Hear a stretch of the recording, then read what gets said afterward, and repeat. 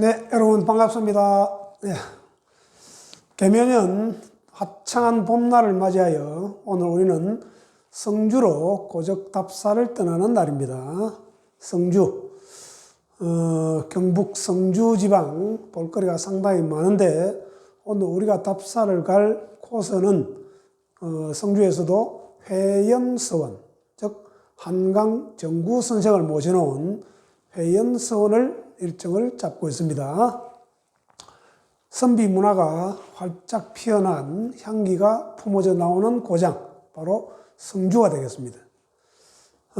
한강 정구 선생이라고 있습니다. 그분을 모셔놓은 서원이 회연서원인데 지금부터 한 450년 전 살았던 한 인간이 지금까지도 오늘날까지도 혁혁한 이름을 남긴 사람, 이렇게 우리가 칭송을 하는데 그 중에서도 우리는 성리학뿐만 아니고 예학, 풍수지리학, 제자백과, 역사, 주역, 이런 다방면에 여러 가지 방면에 정말로 박학다식하신 한강 정구 선생의 흔적을 우리가 오늘 한번 걸어보고 그가 걸었던 그 인간의 길 한번 더듬어 보고 싶어서 오늘 답사 일정을 잡아봤습니다.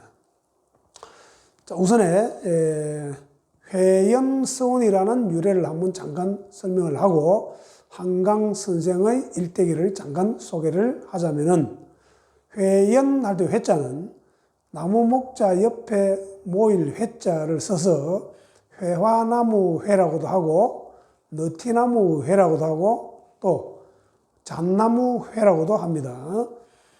노송나무 회라고도 하고요. 자, 그래서 그 회자의 유래를 따져보면요, 지금 곡부에 가면은 공묘가 있잖아요. 그 공묘, 공자를 모셔놓은 그 대성전을 공묘라 그러는데, 그 대성전 앞에 가면은 노송나무가 꽉 심겨져 있습니다. 그 노송나무 밑에 팻말을 하나 붙여놨는데, 뭐라고 붙여놨는가 하면은 선사수식회라고 붙여놨습니다. 그때 선사라는 말은 공자를 이야기하고요. 수식, 손수자에 심을 식, 즉 공자께서 손수 심은 회화나무, 그런 뜻이 담겨 있는, 우리가 예전에 곡부에 답사 갔을 적에 전부 확인을 했습니다. 자, 거기에서 따온 회화나무 회를 따가지고 회연서원이다, 이렇게 정했다고 유추를 해볼 수 있습니다. 왜 그런가 하면요, 이 한강 정구 선생이 어릴 적에 같은 동네에 사는 석학 오건이라는 학자가 있었는데, 그 오건이라는 학자한테 주역을 배운 이후로부터 어릴 때부터 공자상을 집에다가 걸어놓고 매일 거기다가 절을 하고 숭배하는 그런 의식을 했다 하는 기록이 나오거든요. 그래서 이 한강 정구 선생도 공자를 존숭하지 않았나, 그래서 끝까지 성리학에 몰두하고 유학에 몰두하고 다방면에 걸친 학문에 몰두해서 강학도 하고 많은 저술도 남기고 그렇게 했지 않나 생각을 하고요. 자, 그 다음에 이 한강 정구 선생은 또 주자를 또 존숭한 인물 중에 하나입니다. 주자. 그래서 한강이라는 호도 한자가 찰한자를 쓰거든요. 찰한, 차가울 한, 강자는 언덕강. 이것도 주자의 모친 묘소가 있는 곳에 주자가 한천정사를 세우거든요. 한천정사, 찰한자에 셈천자. 그래서 주자의 한천정사를 본떠서 이 한강 정구선생도 찰한자를 그대로 따왔다. 그래서 한강 정구선생도 부친과 모친 묘소가 있는 곳에 한강정사를 건립을 합니다. 한강정사, 즉 찰한자, 주자의 한천정사를 본떠서 찰한자를 쓰고 또 언덕강자를 써서 한강이라고 이름을 지었다. 그래서 그게 31살이 지었대요. 잠깐 한강에 대한 이제 그 정도 이야기를 하고, 그래서 한강의 일대기를 보면 30대, 40대, 50대, 60, 70대 이렇게 한 4개 정도로 구분을 해볼 수가 있는데, 그래서 30대에는 이제 한강 정사를 짓고 거기서 공부를 하고, 40대 가면은요, 또 이 회연초당이라고 있습니다. 회연초당. 지금은 사액서원화 돼가지고 회연서원화 됐는데, 그 전에 한강생이 건립하고 지었던 거는 회연초당이었습니다. 회연초당. 자, 그리고 그게 40대, 41살, 딱 한강정사를 짓고 나서 10년 후에 41살에 회연초당을 짓게 되거든요. 그 다음에 이제 50대, 60대로 가면은 이제 무헐정사를 짓게 됩니다. 무헐정사. 지금 회연서원 앞쪽을 흐르는 거기서부터 김천까지 약 100리에 걸친 대가천이라고 있습니다. 그 대가천에 이 명성지가 아주 풍광이 좋은 장소가 많은데 거기에 주자의 무의산의 무의구곡가를 본떠서 그 대가천 35km 약 100리에 걸친 거기에 9개 풍광 좋은 곳에 전부 이름을 명칭하고 거기에 또 시를 지었는데 그 시가 바로 무헐구곡가라 그러거든요. 주자는 무의산에 있는 무의구곡가를 지었고 한강정구선생은 무헐구곡가를 짓게 됩니다. 그래서 무헐정사 이렇게 짓게 되거든요. 그리고 노년에 이제 78살에 죽게 되는데 노년에는 이제 사양정사 지금 칠곡에 있습니다. 사양정사에서 이제 노후 생활을 하면서 마감을 하는 그런 총 4기로 나눠볼 수 있겠다. 이런 이야기입니다. 그리고 이 한강정구선생은 남명선생, 남명조직선생, 그 다음에 태계 이황선생을 두 분을 스승으로 삼았다. 이런 기록이 나오는데, 책을 들고 와서 직접 남명조직이나 태계 이황한테 직접 거기에서 배운 얘기는 없고요.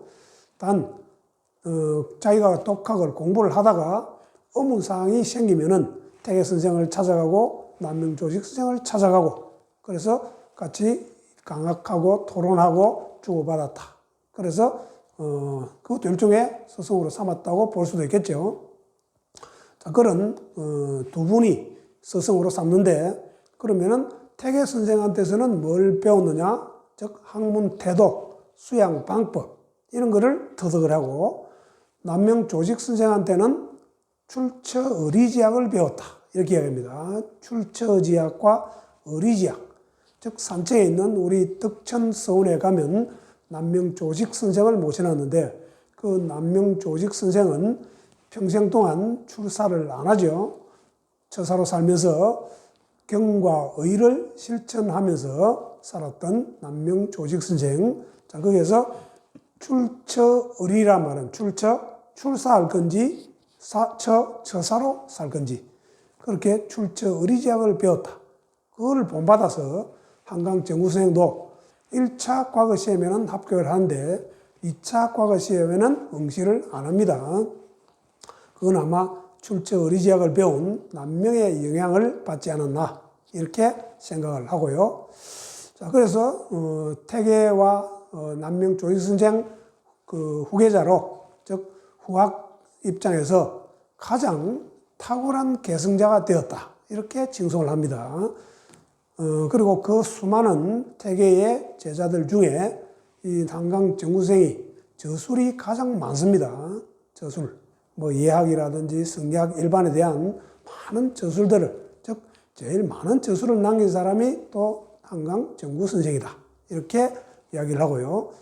자, 그래서 이 한강정구선생의 학식, 또 덕행 이런 게 두루두루 모두 다 갖춰가지고 본인 수양은 물론이고 후학 양성에도 엄청 많은 업적을 남겨서 기록에 의하면은 제자들이 당시 따랐던 제자들이 350명이나 되었다. 이런 이야기를 하고 있습니다. 이런 이야기 했죠. 산이 높고 물이 유장하면은 그걸 우리는 산고수장이라 한다 그죠? 산고수장. 어디 가면 비석 같은 글에 많이 적어놨죠. 산고수장. 산이 높고 물이 유장하면은 그 속에 많은 생명들을 품는다. 이런 이야기 있잖아요. 그래서 그 속에는 빼어난 인물도 많습니다. 사람은 그가 나고 자라고 그런 곳에 자연을 담는다. 이런 이야기도 있거든요. 일례를 유명하신 분 예를 들어보면 우선 중국에 주자 예를 한번 들어볼까요?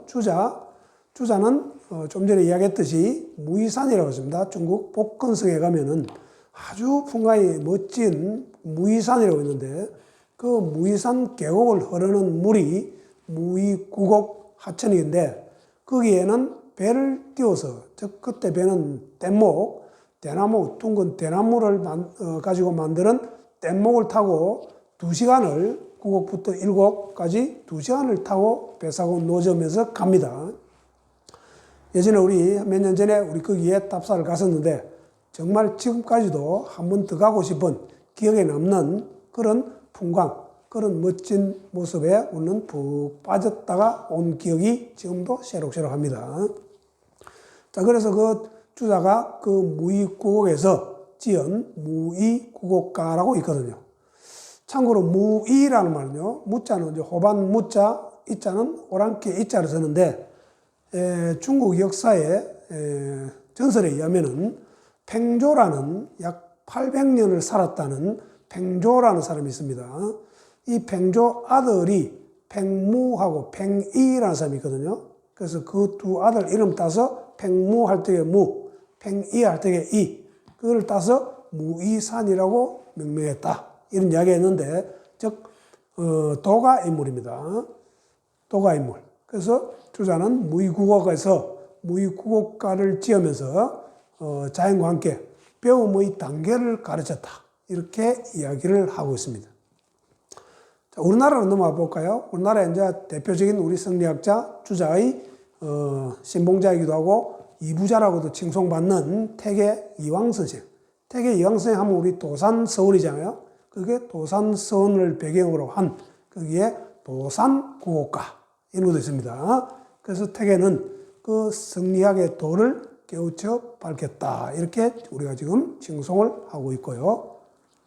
율곡 선생 가겠습니다. 율곡 선생도 고산구곡가입니다. 고산구곡에서 율곡 선생 은병주인이다. 이렇게 하는데 은병산, 즉 그 은명봉도 마찬가지로 주자의 무이구곡에 있습니다. 그래서 율곡 선생도 은병정사를 짓게 되거든요. 해주에. 그래서 은병산의 주인, 은병주인 율곡이 그 고산구곡가를 지으면서 거기서 학문의 완성을 보았다. 학문의 완성을 읊었다. 이렇게 이야기합니다. 그 다음 우리가 오늘 찾아가는 우리 여기에 한강 정구성제에 읊었던 대가천에 약 100리에 걸친 아주 풍광 좋은 그런 구곡가를 지었는데 그게 바로 무헐구곡가입니다. 그 주자는 무이구곡가. 이 사람은 한강생은 무헐구곡가 이렇게 짓게 되거든요. 그래서 무헐구곡가는 주자의 무이구곡가의 화답시, 즉 아분을 그대로 따와가지고 화답한 시다. 이렇게 얘기합니다.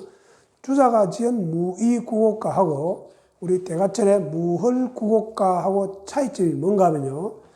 무이산의 무이구곡에서는 배를 탈 수가 있습니다.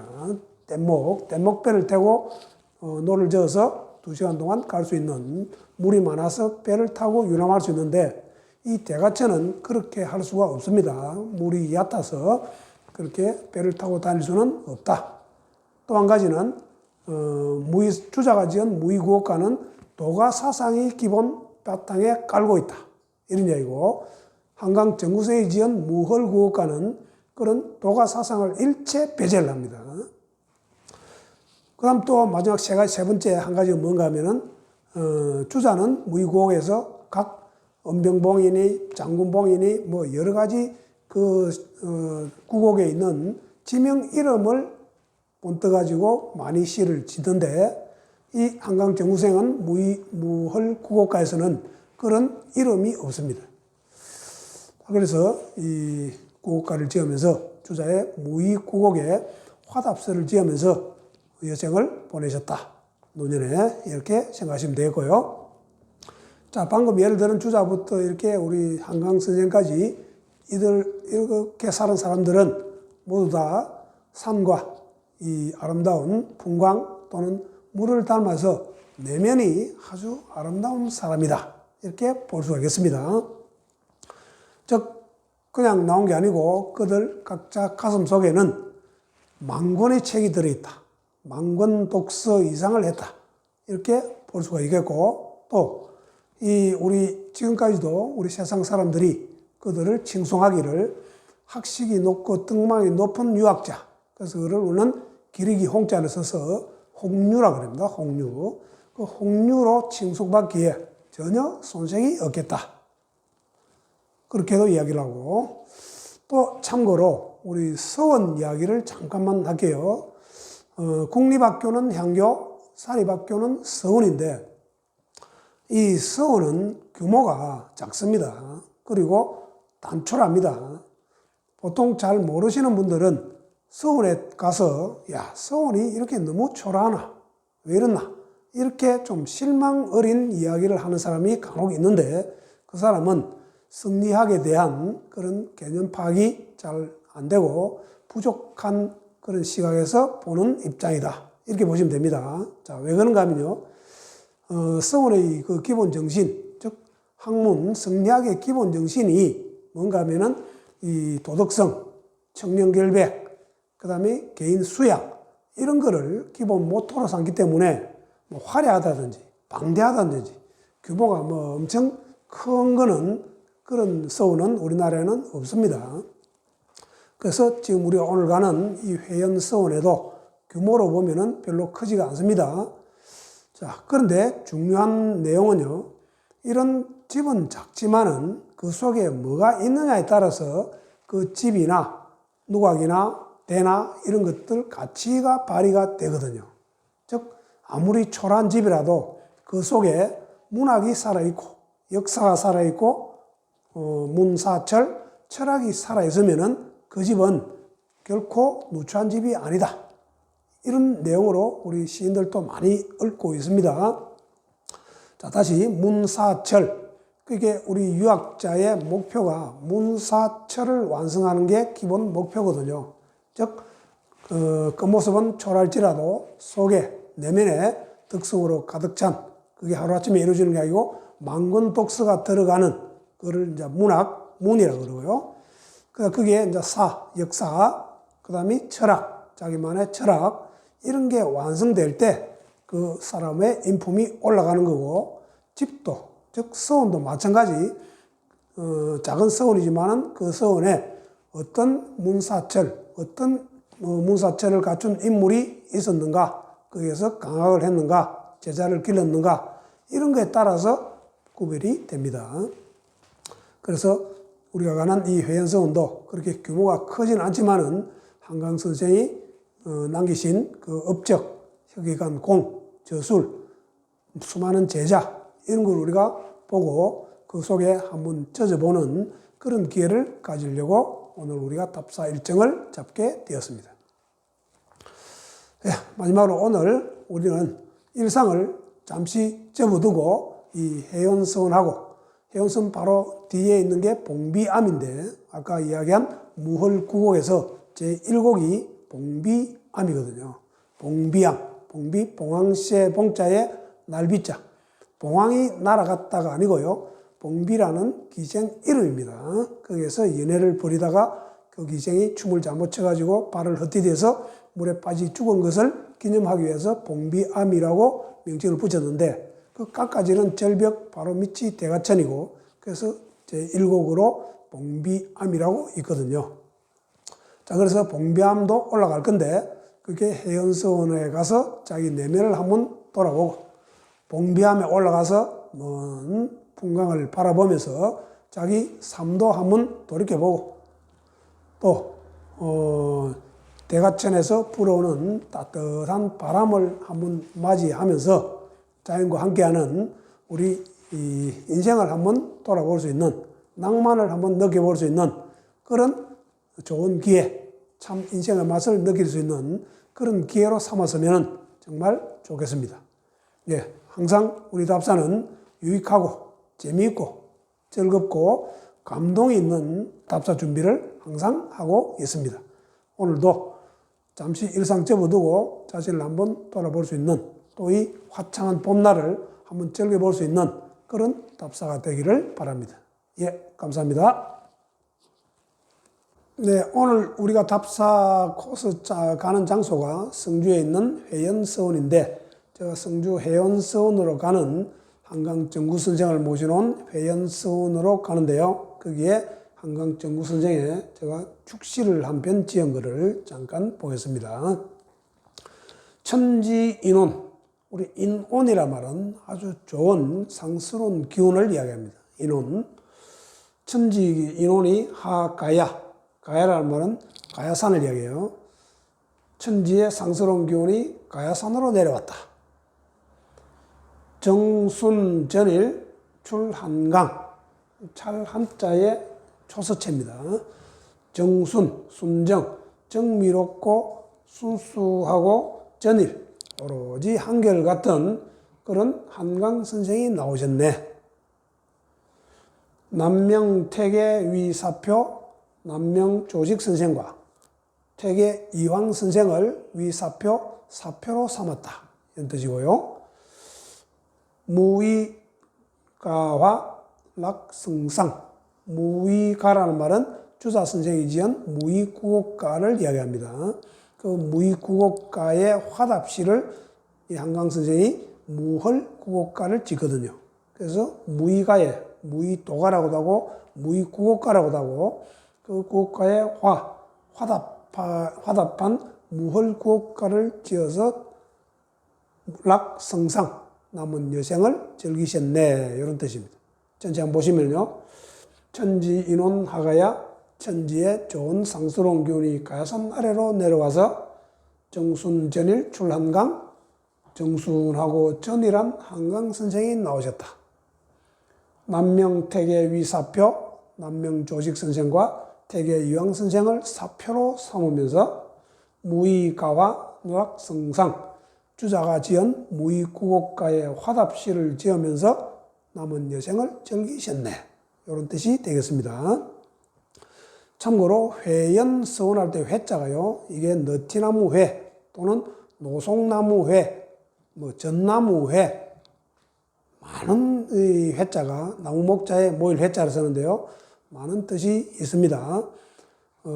회연서원할 적에 회자에 대한 유래가 많이 나오는데 왜 원래는 회연초당에서 뒤에 사액화되면서 사액서원화되면서 회연서원으로 됐거든요. 그 회연서원도 지어졌다가 또 대원군 때 또 회철됐다가 많은 우여곡절을 겪습니다. 지금 모습은 훼손된 그 이후에 걸려와서 새로 만드는 서원이다. 이렇게 보시면 되고, 원래 오리지널은 회연초당이라고 있었거든요. 회연초당. 즉 한강정구선생이 회연초당을 처음 설립하고 짓고 거기서 강학을 했던 장소. 그를 기리 위해서 이제 서원화식에서 회연서원이다. 이렇게 이야기를 합니다. 자, 그래서 이 노성나무 회자는 우리 꼭부에 가면요, 공묘가 있잖아요. 공묘. 공자를 모셔놓은 사당, 대성전 들어가는 그 공묘 입구에 전부 노성나무가 있습니다. 회나무라고도 하고. 그래서 그 앞에 뭐라고 적어놨는가 하면은 선사추식회라고 적어놨거든요. 선사. 즉, 선사란 말은 공자를 두고 하는 얘기인데, 선사가 손수 심었다. 뭐를? 회나무를. 그렇게 팻말을 붙여놓은 걸 답사 가설적에 우리는 봤습니다. 선사수식회. 그래서 공자가 손수 심었다는 그 회나무. 그래서 한강 정구선생도 자기는 공자의 그 계통을 그대로 이어받겠다 하는 뜻으로 회자를 빌어와서 회연서원이다. 이렇게 붙였다고 볼 수 있겠죠. 그래서 공자. 그 다음에 이제 이 한강 정구선생은 또 주자학을 또 신봉해가지고 주자 성리학의 또 대가입니다. 즉, 주자 성리학의 성리학의 대가, 또 예학의 대가. 그게 한강 선생을 제일 잘한 점 두 가지를 꼽아라 그러면은 심학, 즉 성리학, 그 다음에 예학, 이거 두 가지를 집대성했다, 완성했다. 이렇게 보시면 되겠습니다. 그래서 우리는 지금 한강 선생을 통해서 주자를 거슬러 올라가 보고 또 주자를 통해서 공자까지 거슬러 올라가는 그런 여정이라고 보시면 되겠습니다. 한강 정구선생. 우리가 책에 간혹 나오기도 하지만은, 중앙 요직 관직을 안 왔기 때문에 주로 이 사람은 지방관직을 많이 담당합니다. 뭐 안동에 가서 안동도부사 또는 창녕군수 뭐 전부 저렇게 지방으로 전전하거든요. 훗날 젊을 때는 이 초시 즉 1차 과거 시험에 합격을 하지만은 2차 시험에는 과거 제도의 너무 문란함, 명종 때 그런 아주 문란한 과거 제도 때문에 2차 시험은 안 갑니다. 안 봅니다. 마치 이 남명 조직 선생이 그렇게 했듯이 한강 정구생도 명종 때는 출사를 안 해요. 그러다가 지금 성주에 또 유명한 분이 한 분 더 계시는데 김우옹이라는 사람이 있습니다. 김우옹. 이 사람이 이제 한강보다는 한 서너 살 많은데 이 사람은 중앙에 출사를 한 사람이고, 즉 이 사람이 추천에 의해서 이 한강 선생을 그냥 묵혀놓으면 안 된다. 언둔 처사, 이런 사람, 실력 있는 처사를, 명망 있는 처사를 써야 된다. 건의를 해가지고, 그래서 처음으로 창녕현감 뭐 이렇게 각 지방 이 관직을 맡게 되거든요. 자, 그런 우리 이 한강 정구 선생을 찾아가는, 또 한번 거슬러 올라가서 한번 공부를 해보는 좋은 기회가 되었으면 좋겠습니다. 즉, 오늘 우리 답사 코스를 이제 한강 정구 선생에 대해서 잠시 이야기를 했고요. 그 다음 우리 코스가 직지사를 가게 되거든요. 직지사. 김천에 있는 직지사. 직지라는 말을 잠깐 읊어보면 꽃을 직자에 가리킬 지자입니다. 직지. 내 마음을 바로 곱게 가리켜 본다. 그러면은 그걸 사자성어로는 직지인심이라고 그러거든요. 직지인심 견성성불. 많이 들어보셨죠? 우리 조계종, 선종에 4대 종지가 있습니다. 그 4대 종지 중에 교회별전, 불립문자, 직지인심, 견성성불 이렇게 이야기하거든요. 우리 집에 달마대사 그림이 다 하나씩 있을 거예요. 그 달마대사 그림 옆에 화재로 직지인심, 견성성불 이렇게 적어 놓은 것을 확인할 수 있을 겁니다. 즉 선종의 초대 제1대조가 오는 달마대사를 꼽잖아요. 달마대사. 그래서 달마대사상에 견성성불, 직지인심, 견성성불을 적어놨거든요. 즉 직지인심하면 내 마음을 똑바로 가르쳐 보면 견성, 그 성품을 보고 성불할 수 있다. 부처가 될 수 있다. 이런 이야기입니다. 그래서 경전을 통해서 부처가 되는 게 아니고 내 깊은 본성, 마음자리, 이런 마음 씀씀이를 잘 직시하면은 바로 성불할 수 있다라는 그런 사상이 선종이 되겠죠. 그래서 우리는 직지사할 때 직지가 바로 그런 뜻이 되겠습니다. 또 뭐 각 절마다 창건설화가 있잖아요. 그 직지 우리 고구려 성녀 아도 화상이라고 있잖아요. 아도 성녀. 이 아도라는 성녀가 처음으로 절을 설립한 게 우리 그 김천에 가시면은 도리사라고 있거든요. 도리사. 그 도리사에서 이 가리킨 방향이 바로 그래 직지 손가락으로 가리켰다. 그래서 직지사를 짓도록 했다. 이런 뭐 설화도 있습니다만은 제가 볼 때는 직지란 말은 바로 선종의 그 달마대사가 주창했던 또 선종의 항맥을 계속 이어왔던 그 선사들이 직지라는 직지인심에서 따왔지 않나 이렇게 보는 것이 마땅하겠다라는 이야기입니다. 그 직지사에 또 유명한 스님이 우리가 잘 아는 사명대사입니다. 사명대사. 속칭 이름이 임씨입니다. 임은규라는 사람인데 이 밀양 사람이죠. 이 사명대사가 13살 때 부처님이 돌아가시고 바로 절에 입산하는데 그게 직지사입니다. 그 직지사에 입산해서 거기에서 도를 터득하고 직지사의 주직까지 지내고 임진왜란 때 뭐 활약상은 대단했죠. 성병으로서도 대단했고 또 마치고 나서 일본에 가서 포로를 세워나는데도 많은 공을 세웠던 사명대사와 관련 있는 절이 또 직지사입니다. 그래서 직지사에 가셔가지고 직지사 들어가는 입구부터가 아주 풍광이 좋습니다. 거기서도 한번 여러 가지를 한번 느껴보시고 좋은 답사, 유익한 답사가 되기를 바랍니다.